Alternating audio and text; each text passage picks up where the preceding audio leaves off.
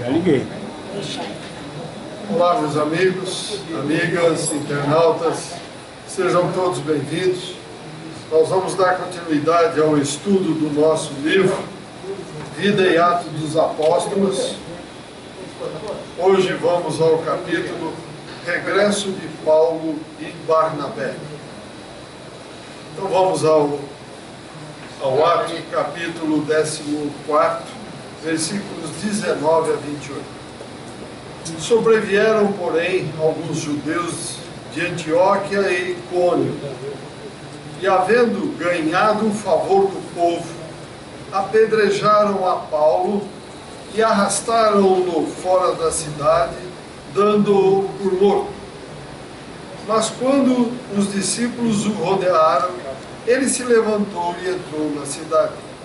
No dia seguinte, partiu com Barnabé para Derbe, evangelizando aquela cidade, e tendo feito muitos discípulos, voltaram para Listra, Icônio e Antioquia, confirmando os ânimos dos discípulos, exortando-os a permanecer na fé e dizendo que por muitas tribulações nos é necessário entrar no reino dos céus. Tendo feito eleger para eles presbíteros em cada igreja, depois de orar com jejuns, encomendaram-nos ao Senhor, em quem haviam acreditado. Atravessando a Pisídia, foram a Panfília, e tendo anunciado a palavra em Perga, desceram a Atália, e dali navegaram para Antioquia, de onde haviam sido encomendados à graça de Deus para a obra que tinham cumprido. Quando ali chegaram e reuniram a igreja, contaram quantas coisas fizera Deus com eles, e como abrira a porta da fé aos gentios, e demoraram-se muito tempo com os discípulos. Capítulo, repito, 14, versículos 19 a 28. Então vamos ver os comentários que Karl Schutel faz sobre esta passagem do Atos dos Apóstolos. Diz ele que a excursão evangélica ordenada pelo Espírito lá no cenáculo de Antioquia estava praticamente concluída. Como se depara, os apóstolos tiveram grandes satisfações.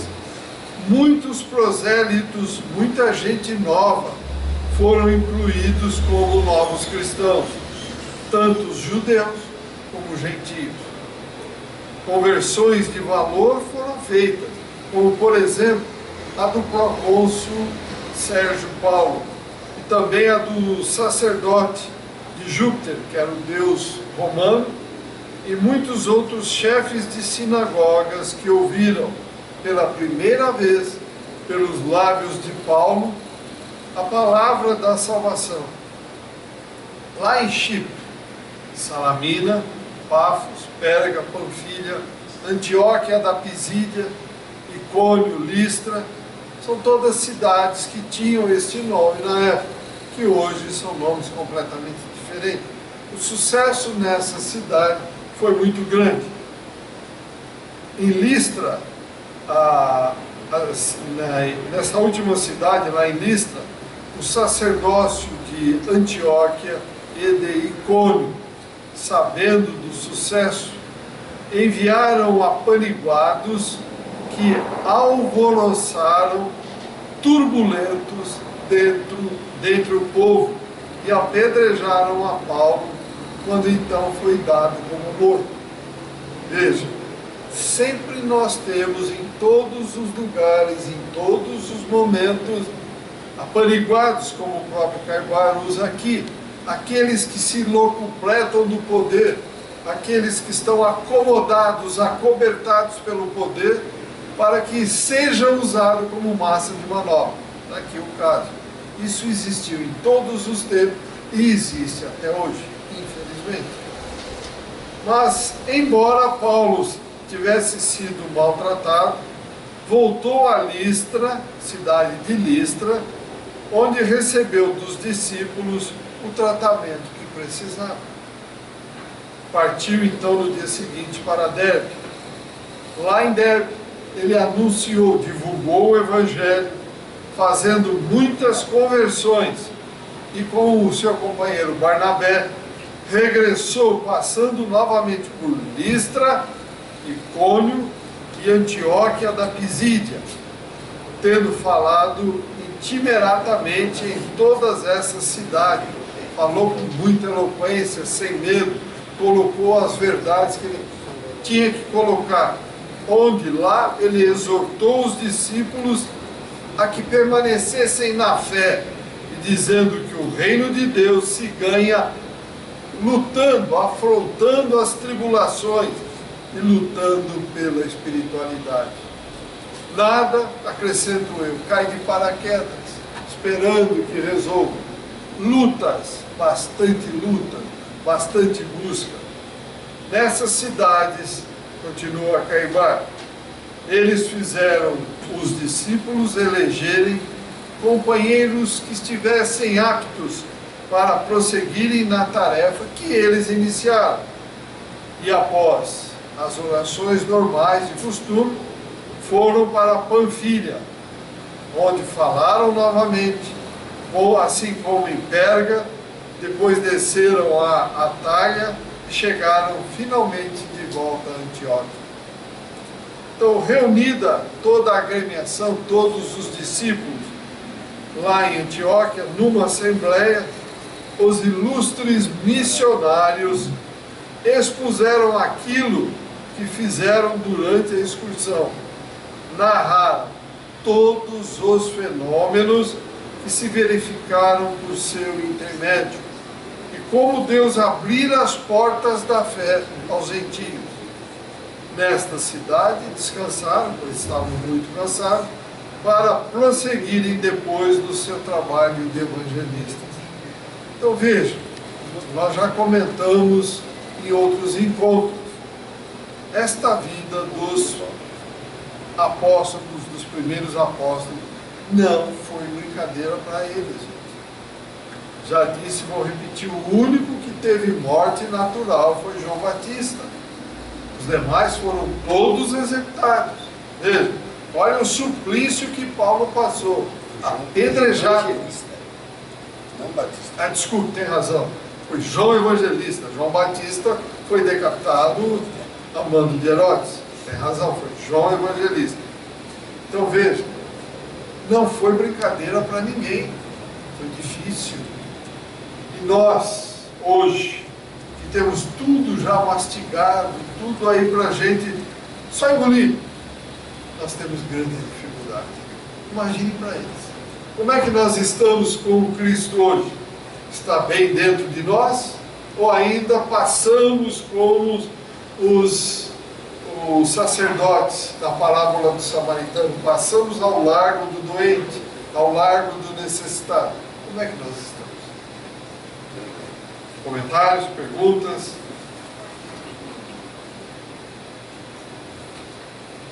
Não é fácil, meus amigos. Por que não é fácil? Porque nós estamos ainda no mundo de provas e expiações, onde o mal predomina sobre o bem. Nós ainda estamos viciados e acostumados com o mal. Gostamos das coisas materiais. E para ter as coisas materiais, todos nós cometemos atos que vão pesar na nossa balança. Afrontamos as leis de Deus. Afrontamos a lei de ação e reação. Resultado: preparemos-nos, pois o plantio é livre e a colheita é obrigatória. Estamos aqui para quê? Para brincar, para passar tempo, para esperar a nossa vez? Não, a nossa vez é esta. Temos que aproveitar este momento, porque outro momento, quando é que teremos? Já disse e vou repetir: para este planeta foram autorizados por Deus cerca de 30 bilhões de espíritos humanoides.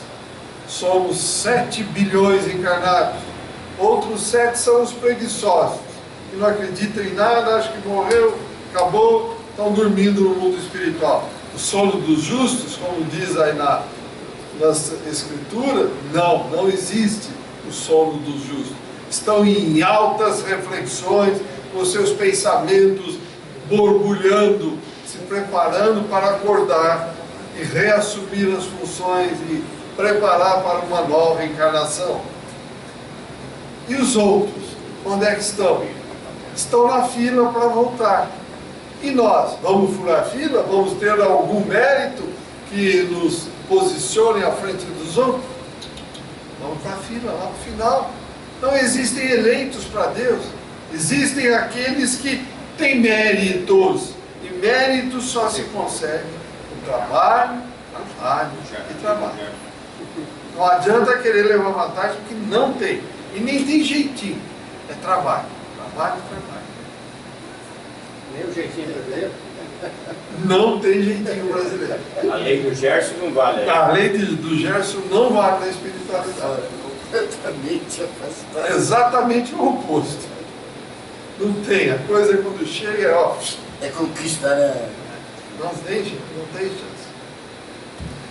Algum comentário? Mais alguma pergunta? Haja vista a dificuldade do apóstolo Paulo, né? Um extraordinário divulgador dos princípios cristãos, né? Um trabalho excelente que ele fez nas viagens, nas cartas e tal. E não teve nada de manteigar da sua vida, não. Ele sofreu bastante, dado como morto muitas vezes, né? Apanhou bastante, teve que sair correndo, né? Por aí mesmo, e no final ainda vai morrer. E era o Paulo, o apóstolo Paulo, né? Nossa. Pois não, A propósito que você está falando. Tem que ligar. Alô? A propósito que você está falando aí, eu acabei de ler um livro agora, do João Berbel. O Paulo Evangelista é o João Evangelista. João Evangelista. E ele se refere ao que você está falando aí. O tanto que nós vamos ter dificuldade aqui da frente. E talvez, ele fala do Brasil, né? Talvez o Brasil vai ser um dos poucos países do mundo que vai acolher milhares ou milhões de pessoas. sim. E vários países vão ser engolidos. Né? Ele fala como ou por quê. Mas o que ele fala pode realmente ter uma engolição, uma coisa terrível, que vai matar milhões de pessoas. Mas o Brasil também vai sofrer isso daí. Vai, porque quem perder a sua pátria e não morrer e não for para aquilo, vai para onde? Brasil. Esse é o momento em que nós vamos realmente mostrar que somos coração do mundo e pátria do Evangelho. Vai ser tranquilo e sereno? Não vai ser tranquilo e sereno.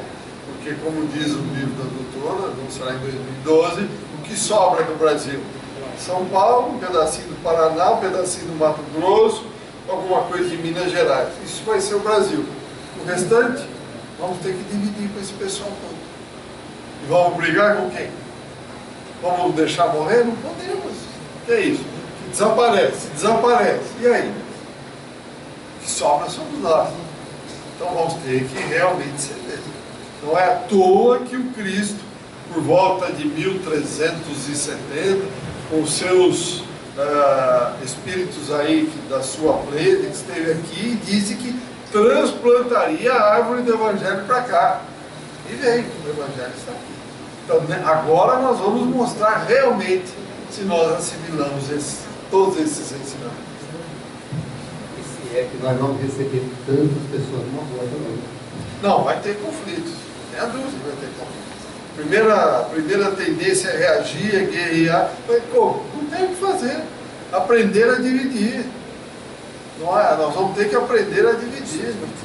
Por que será que o Brasil até hoje, essa área imensa, está preservada, ninguém ataca, ninguém entra? Por que será, gente? Será que não dá para a gente desconfiar? Essas fronteiras aí mato para lá e para cá, ninguém invade. Será que não dá para a gente ter um bom senso, usar o desconfiômetro e perceber? A espiritualidade está preservando, porque vai chegar a hora que vamos ter que dividir isso. Dividir o que já não é nosso. Por aí. Na realidade, vamos fazer o quê? Deixar morrer esse pessoal? Não tem o que fazer. Cada um vai trazer as suas experiências e vamos desenvolver isso aqui. Os que ficarem. Porque não vai imaginar, cada um de nós aqui presente, que nessas grandes chacoalhadas, nenhum brasileiro vai morrer. Nenhum brasileiro vai desencarnar. Seria muita pretensão, muita presunção nossa. Por quê? Nós somos diferentes? Por quê? Quantos de nós merecemos ficar aqui? Não sei. Eu não tenho nem noção. Isso está na mão do Cristo. Ele é o governador do planeta. Ele é que sabe. Ele tem a ficha corrida de todos nós. Ele sabe quem fica e quem não fica. Se não ficarmos como o meu primo, pegar a nossa violinha, pôr na matula e vamos embora para aquilo. É, que são mais novos, né? Os mais novos provavelmente ficam. Nós já vamos embora. Porque a partir do ano 2000, as crianças da nova era estariam renascendo. Para quê? Para transformar o planeta e receber e fazê-lo com que ele efetivamente seja um mundo de regeneração. Onde o bem vai predominar, não mais como hoje o mal predomina. Agora veja, vamos na sequência aqui, vamos conversar sobre o início das querelas dogmáticas. Veja, entre eles vai começar as querelas, as briguinhas. Vamos ver o que é que vem aqui, meus amigos e amigas. Então vamos ler Atos dos Apóstolos, capítulo 15, versículos 1 a 5. Alguns homens descendo da Judéia ensinavam aos irmãos: se não vos circuncidardes segundo o rito de Moisés, não podeis ser salvos. Tendo tido Paulo e Barnabé uma grande contenda e discussão com eles, os irmãos resolveram que Paulo e Barnabé e alguns outros dentre eles subissem aos apóstolos e presbíteros em Jerusalém acerca dessa questão. Então vamos lá, vamos discutir com os presbíteros e os apóstolos. Vamos ver se precisa fazer circuncisão ou se não precisa. Ele, pois, sendo acompanhado até uma parte do caminho pela igreja, passavam pela Fenícia e Samaria, narrando a conversão dos gentios, e davam grande alegria a todos os irmãos. Chegados a Jerusalém, foram bem recebidos pela igreja, pelos apóstolos e pelos presbíteros, e referiam tudo aquilo que Deus tinha feito com eles.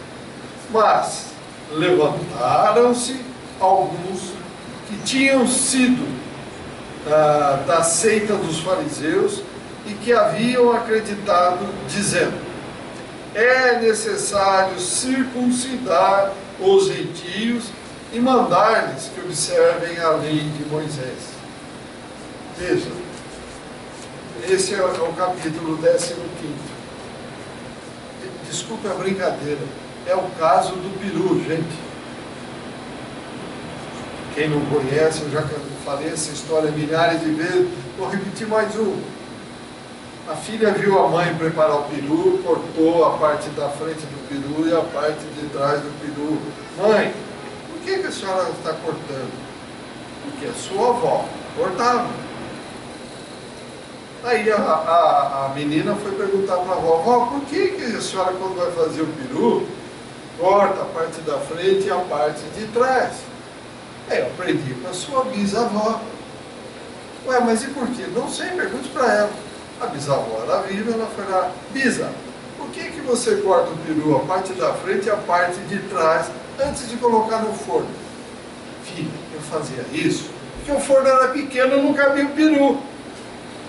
Cuidado com a tradição, meus amigos.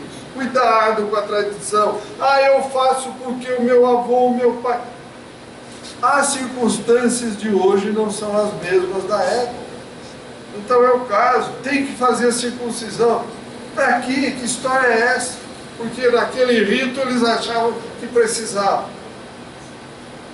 Vamos discutir. Por isso que a doutrina espírita é fantástica. Espíritas, amai-vos e instruí-vos. Usem o raciocínio, usem a lógica.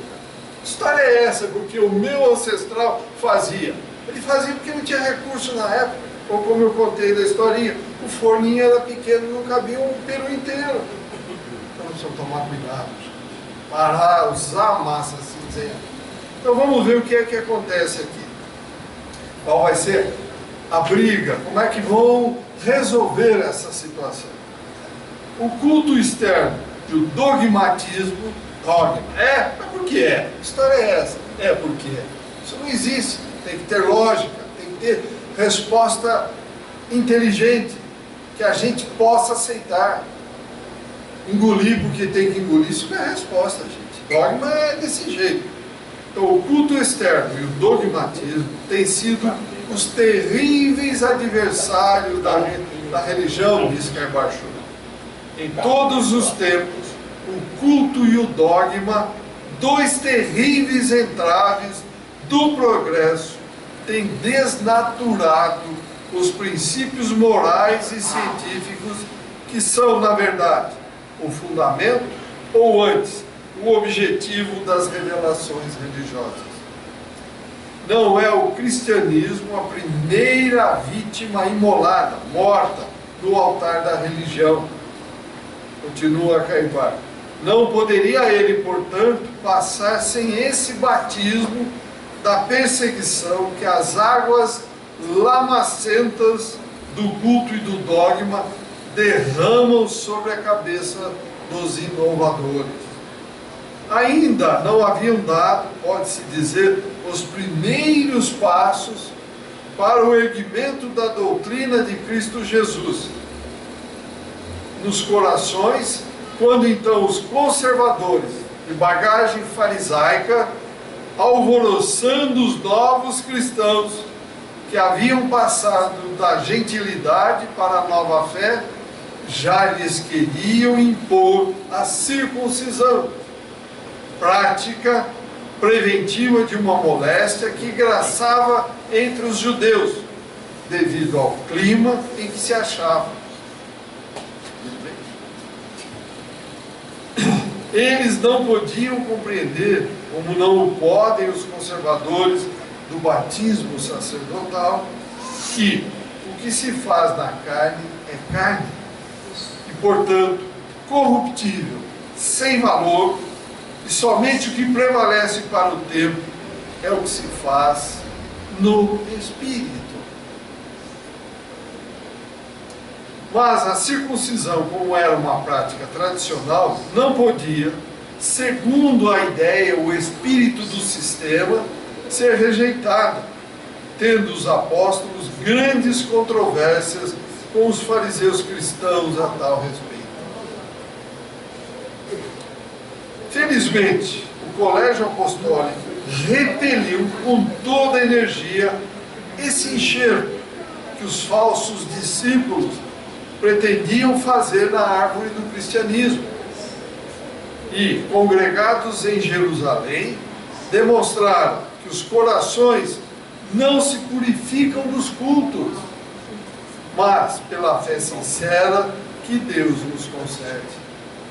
Então vejam, não era o culto, não era aquela observação de fazer a circuncisão que nós vamos elevar. Está aqui, está bem claro, pela fé sincera que Deus nos concede. Pedro, falando no cenáculo de Jerusalém, segundo refere os versículos 6 a 11, a respeito da circuncisão, palavras de Pedro, diz o seguinte: irmãos, vós sabeis que há muito tempo Deus escolheu-me dentre vós, para que de minha boca ouvissem os gentios a palavra do Evangelho e nele acreditassem. E Deus, que conhece os corações, apresentou testemunho a favor deles, dando-lhes o Espírito Santo, como também a nós, e não fez distinção alguma entre nós e eles, purificando os seus corações pela fé. Não é pela matéria, pela fé, pelo Espírito. Agora, pois, por que privais a Deus, quer dizer, privais agora, podem se comunicar, estar com Deus, pondo um jugo sobre a serviço dos discípulos, o qual em nossos pais nem nós podemos suportar? Mas cremos que pela graça do Senhor Jesus seremos salvos, assim como eles, os gentios.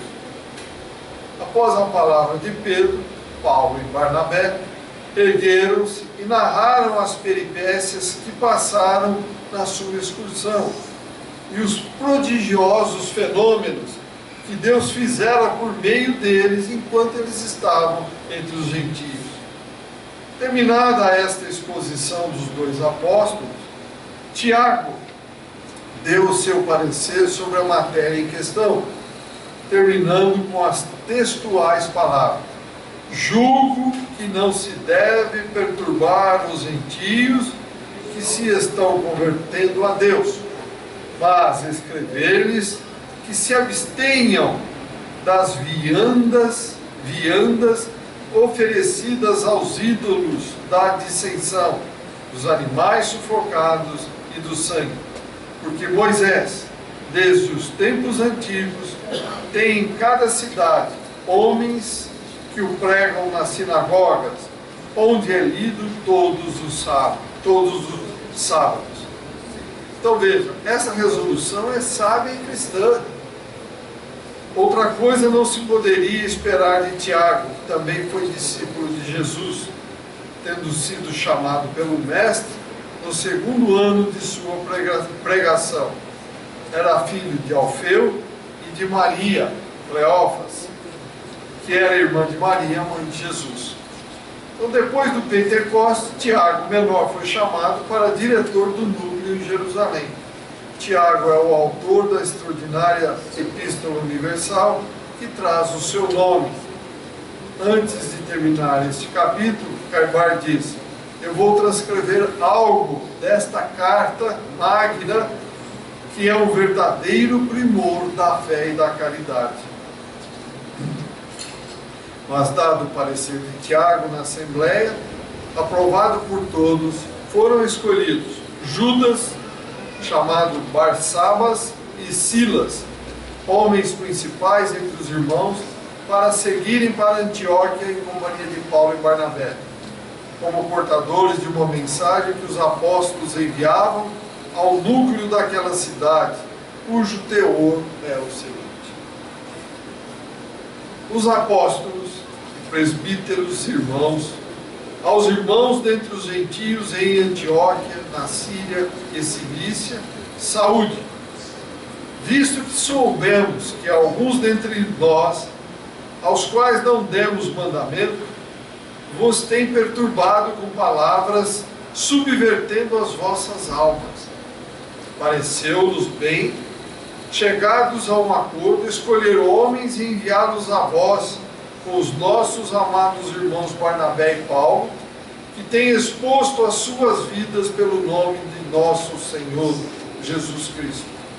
Enviamos, pois, Judas e Silas, que também por palavras dirão as mesmas coisas, porque pareceu bem ao Espírito Santo e a nós não vos impor maior peso, além destas coisas necessárias, que vos abstenhais de coisas sacrificadas aos ídolos, de sangue, de animais sufocados e da libertinagem, e dessas coisas fareis bem de vos guardar.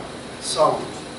Quer dizer, ele estava recomendando não matar animais sufocados, tudo aquilo que for sacrificado aos ídolos, abstenhais, não façam mais isso. não utilizem o sangue dos animais sufocados, abstenham-se da libertinagem, destas coisas fareis bem em vos guardar. Então essa carta foi lida numa reunião geral lá na Antioquia, e a congregação ficou feliz por tê-la recebido.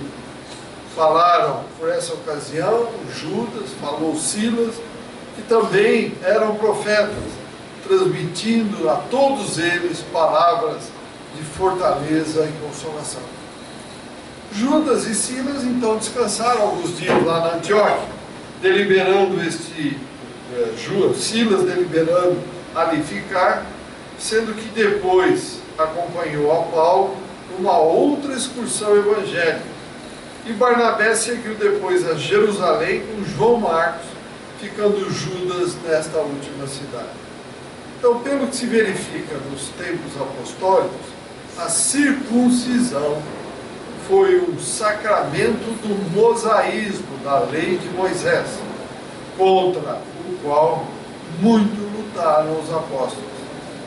Em suas diversas epístolas dirigidas às igrejas, Paulo não cessa de bater essa prática, se ia introduzindo entre os cristãos como um estigma herdado do farisaísmo. Escrevendo, por exemplo, aos Gálatas, no capítulo 6, versículo 6, ele diz: porque a circuncisão e a incircuncisão não tem virtude alguma em Cristo Jesus, mas o que tem virtude, sim, a fé que obra por caridade. Então ele diz que ele quis chamar a atenção nisso. Muita questão, porque muitos fazem questão do batismo, não faziam os judeus com relação à circuncisão, mas esquecem da fé por caridade. Não é a fé meter a mão no bolso e dar R$1, é fazer a caridade real, que a esquerda não saiba o que a direita faz. Na primeira carta aos Coríntios, capítulo 7, versículo 19, Paulo diz o seguinte: a circuncisão não é nada, e também a incircuncisão nada é, senão a guarda dos mandamentos de Deus. O importante é seguirmos os mandamentos.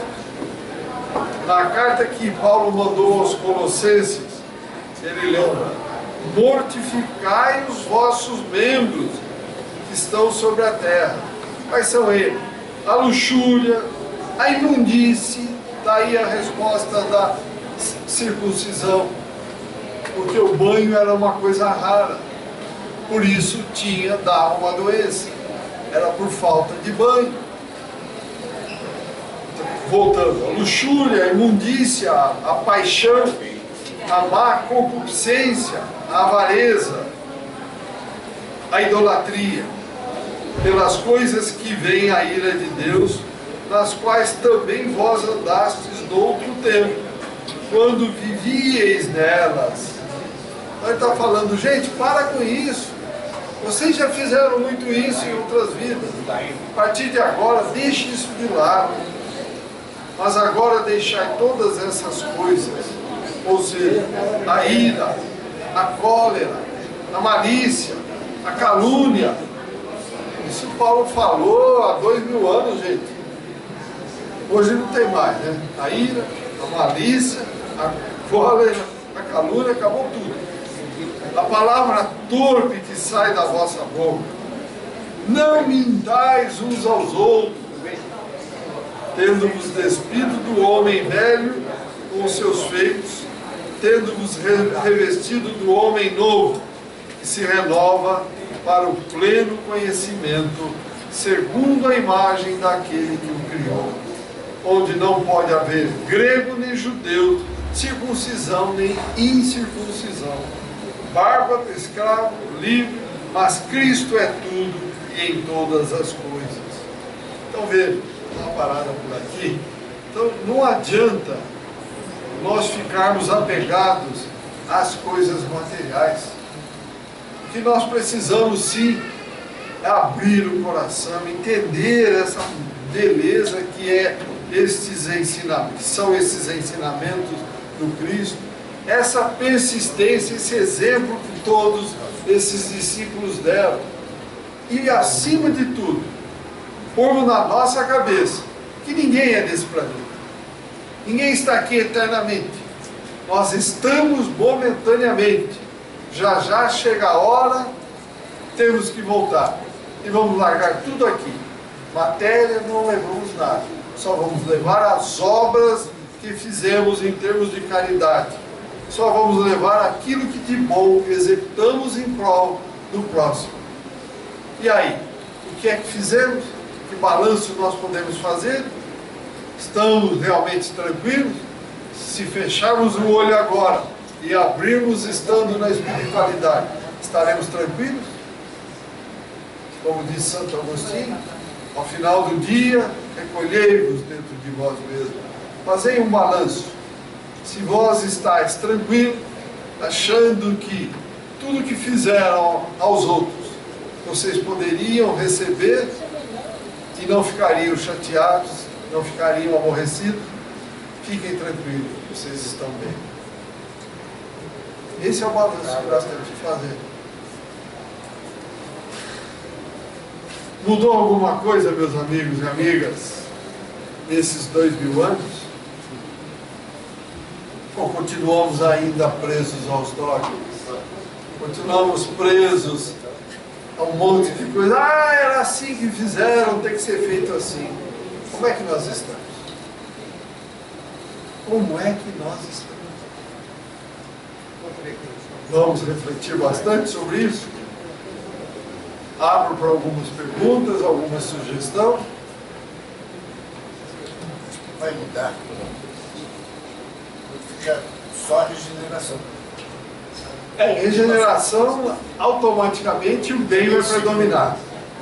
Segundo Adolfo Bezerra, não renasce mais um espírito bélico. Nenhuma. No momento, segundo ele. Aqui não renasce mais. Tudo para aquilo, planeta primitivo. Que não dá mais, não. Chegou a hora, a lei do progresso está impulsionando a Terra. É o tempo da Terra ir para a regeneração e estamos conversando. Estamos sujeitos a Vai, depois pessoas hoje aqui, planeta Terra, até 2059. 2059 estaremos em regeneração. Sobra aí, né? Não, vai sobrar, lógico que vai sobrar. Vai sobrar bastante gente. De tudo, 2/3 vai embora, 1/3 fica. 1/3 fica. Não, mas eu digo o seguinte, em termos físicos, eu digo o seguinte, hoje, temos físico. Eu estou dizendo o seguinte, aqui na Cidade da Nova, tinha quantos anos mais ou menos? 40? 40 anos. 40, 45. O atual número de habitantes vai cair mais ou menos. Olha, pelo que nós lemos dos sermões, pelo que nós lemos dos livros, de hoje, o que nós temos, 2/3 foi embora. Tchau. É óbvio que vão renascer crianças da nova era, que aí vão desenvolver a Terra dentro de regeneração. Isso se nós não fizermos a bobagem de pôr o dedo e explodir um artefato nuclear. Né? Aí, então, uma guerra, então, vai ser Aí vai ser uma desgraça. Nós estamos na transição. Estamos em transição. Pode acontecer uma besteira. Você vê, a Rússia agora anexou a Crimeia. Será que o mundo vai achar ruim e de repente começa uma guerrinha, alguém aperta um botão lá, pronto, e daí? É problema de Deus, de Jesus? Não. Burrice total nossa, ser humano. É isso que nós vamos fazer.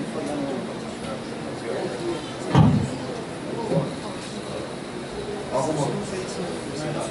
Segundo Emmanuel Estevam, caso Pedro teria, na ocasião dessa assembleia, teria solucionado que seria uma pura serismo inocinante, por ocasião é o tema, né, que seriam as discórdias em função dessa Constituição. Isso, é. Então, só para destacar esse ponto, porque Tiago mantinha uma tradição que tinha um roteiro. E muitas vezes, para quem teve a oportunidade de ler Paulo Estevam, às vezes não compreendeu a posição de Tiago. Né? É verdade. Na verdade, ele segurou a obra da Casa do Caminho em função da perseguição feita por Paulo e, né, evidentemente, os fariseus. Então, começa desde lá e leva essa tradição até esse ponto, onde, por fim, Tiago acaba amainando, inclusive por ocasião dessa participação de Pedro. Foi isso mesmo. É por aí mesmo. Alguma pergunta a mais, meus amigos? Então nós vamos interromper. No próximo encontro nós continuaremos. Obrigado.